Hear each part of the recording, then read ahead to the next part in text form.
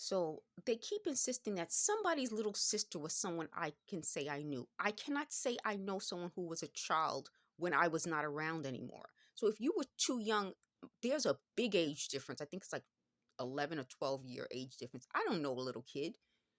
That's part of the lie. The lie is that if you can say you know me, then we were together.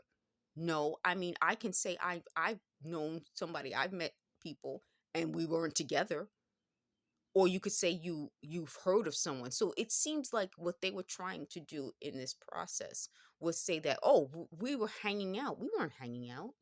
And I'm wondering what was that about. So when they keep talking about the accent, they just mentioned it because I was looking at a video that I did and I talked about people commenting on my new accent, not my new accent, my New York accent.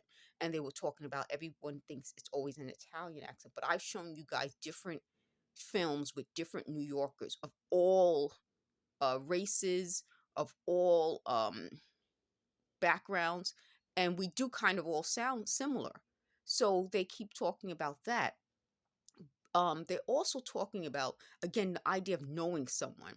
So they're upset that the elementary schoolmate's little sister isn't someone I know. The ex-boyfriend from college who I dated briefly twice while I was in college isn't someone who would know me enough to have given his opinion about me. I graduated in 1995. The last time we saw each other was in 1996, so that's 30 years ago. They're upset that I have people who have really, really known me for decades who are still with me. So they said, well, why did I make it sound like I was all alone? I didn't make it sound like I was all alone. I was just talking about what they're talking about. And I think that's part of the confusion. They went about this by pretending to be me. And someone left a really good comment about that they record themselves saying all sorts of things and then they would change it to my voice to make it sound like I said it. So one of the things they're really upset about is I was watching, probably I came home from work, maybe this would have been in 2016, 2017, and I was watching The Real Housewives. And I think it was one of the shows that had mainly white women on it. And someone said to me something along the line, why do I watch the one that has white women? I said, I like the sound of the voices. It's just puts me to sleep or something like that. So they wanted to say that's racist. No, it's not. It could probably have been New York. You want to know what's so funny? They said there's another show I used to watch when I was sleeping, Berkeley Square, which is British, Pride and Prejudice.